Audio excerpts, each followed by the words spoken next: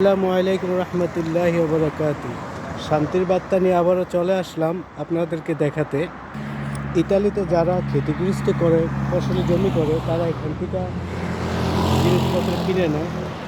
এই যে বিভিন্ন রকম ফুলের গাছ, তারপরে এই যে ফুলের গাছ, তারপরে এই যে ফলের গাছ, এই যে দেখেন ফুলের গাছ, এই যে দেখেন ফল ধরা আছে, এই যে ফল ফল ধরা আছে।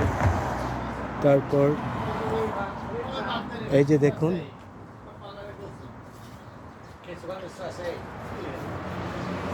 এই যে টমেটো গাছ, বিভিন্ন গাছ।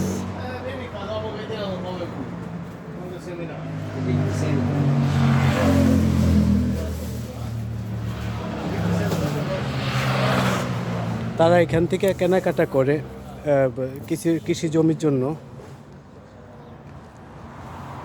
তারা সব ধরনের সুযোগ সুবিধা করে নিয়েছে। সবাই দোয়া করবেন। আসসালামু আলাইকুম।